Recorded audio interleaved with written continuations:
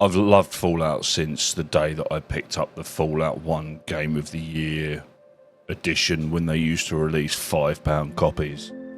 I have played every game, even Fallout 76 when it came out. I've even got Liberty Prime tattooed on my arm. And with the series, I wanted to make a diorama. Now, luckily, Modphius, who create the Fallout Wasteland Warfare game, released a new box set. A new box set with the characters in from the game, and they are beautiful sculpts. Geek Gaming Scenics ground cover, which is essentially a mix of plaster and paper to create the texture for the ground, fill in any gaps, and give you an idea of the hill. I use cork sheeting to simulate a road once dry brushed up. This looks like lovely, lovely concrete and tarmac. And then I found a billboard on Etsy. I then undercoat, it was raining, so I used the airbrush. It took me bloody forever. And then start building up those colours using a MIG ammo set from a Tiger 2 that I bought, but they've got some really nice desert-y tones, which I thought would be perfect to set with the characters in the desert, in Nevada, etc., etc. Then moving on to the billboard itself, I'll give that an undercoat, and then I start picking out the metal parts on that, which is going to allow me to rust it up, weather it up, make a bit of a mess, essentially. I wanted to try something, and after picking out the wooden slats and bits and pieces that are still hopefully going to be exposed once I get done what I do have planned for this billboard, I wanted to try and make it look like this had been weather worn, it had been beaten and beaten up. And I tried a MIG ammo paint, which is designed to look like winter camo. It's not just a white, because you can move it about and reactivate it. So what I then did was I got out the ultimate cheat code in this hobby, which is Dirty Down's Rust. And I slapped that all over the billboard. And this stuff is brilliant. If you haven't played with it, pick some up. It's not cheap, but it does go a long way. I then go back over with the dry brush with some gunmetal and just dry brush up some of the areas so some of that metallic and metal is exposed. And I then go back and I sponge on just some normal white acrylic. I just sponge that on areas so it looks like over time the paint's chipped away and it's rusted. Then I use the ground cover again to blend in. I probably shouldn't have undercoated the rest of it, but I got overexcited. I blame the ADHD, and that's the story that I'm sticking to.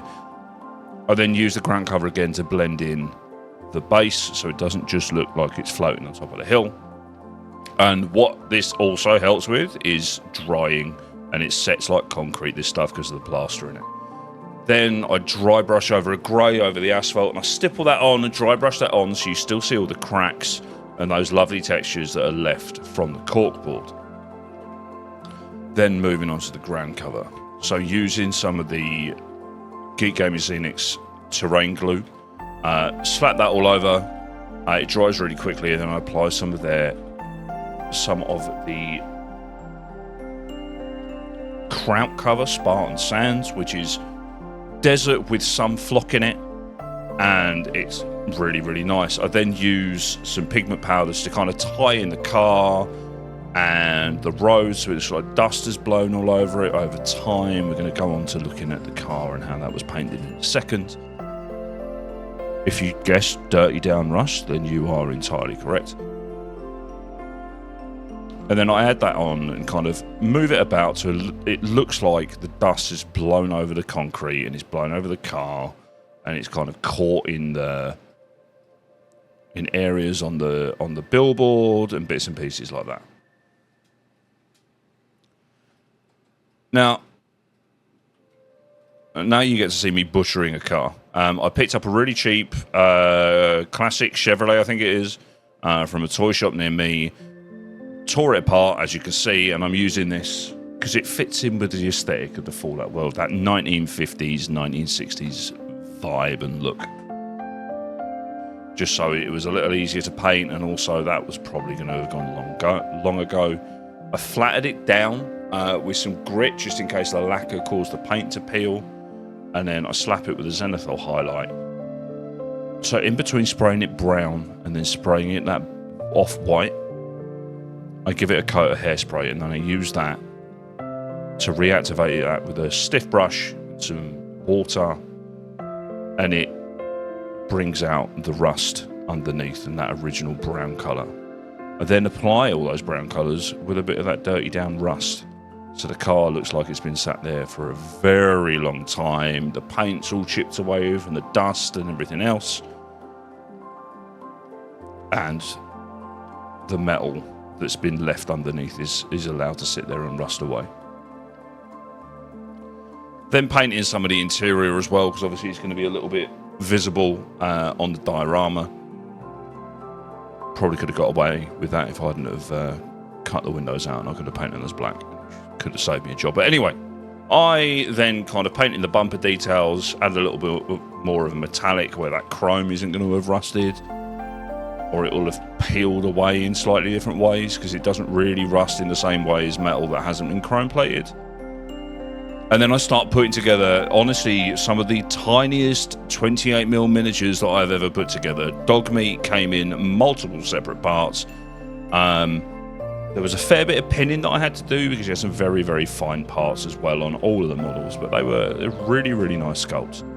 And then move on to painting the figures. So with the power armor, I do that with a gunmetal.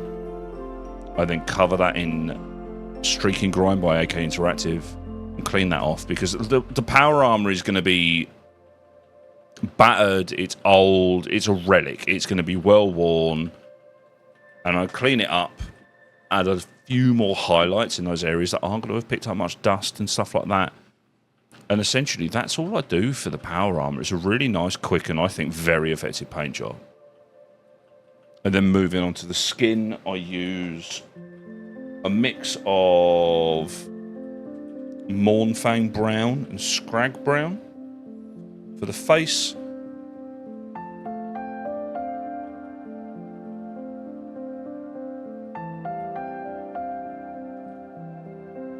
And I'm really pleased with his face in this. I'm not the best at painting faces. I think it turned out pretty well. Again, having never painted a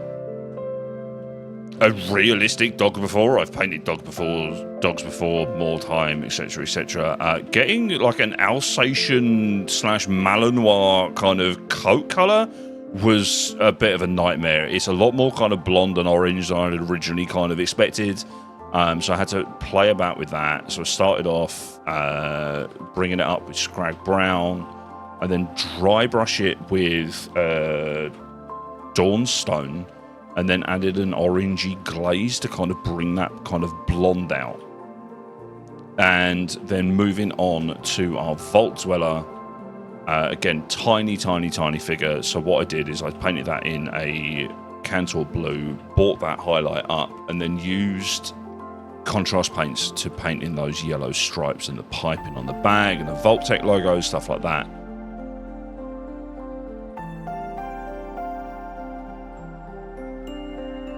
And then moving on to the Ghoul, bringing up that leather, kind of really roughly highlighting it so the leather looks worn and battered, like he's been, as he is in the TV series, buried on the ground for a long time. And then with the skin, I use a Pallid Witch Flesh. I then wash that with Druchii Violet and then bring that highlight back up because it makes the skin look dead and cold and old. Now, filling in the billboard, I found some Nuka-Cola posters online. I've cut this up to make the application easy, and then all I did was I got some Mod Podge, watered it down, and then applied the sign to the billboard. I then covered it on top so it doesn't kind of wear and tear. And I'm really pleased with how it turned out. I then kind of poked some holes in it where there were holes in the STL, and I think it looks really, really effective. I think it sits really nicely. I think it stands out quite well. I was going to add some weather in, but I think because of the image is kind of weathered as well, I think it would have potentially kind of taken away from it a little bit. There is also, because I cut it too short, a slight little Easter egg from Fallout 3, if you can see it in the pictures.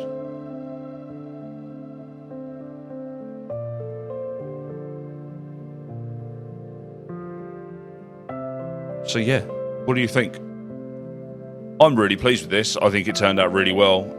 Through a little bit of trial and error, had some other issues with it and stuff like that. But I'm pretty pleased with this overall. What do you guys think? If you did enjoy it, please do make sure you hit the like button, sling us a comment, give us a subscribe, all of that good stuff. I also stream on Twitch 3-4 days a week. So come check us out, come hang out. I usually do some hobby painting and hobby streams on a Saturday. So yeah, come hang out and check it out, and I'll catch you on the next one. Peace.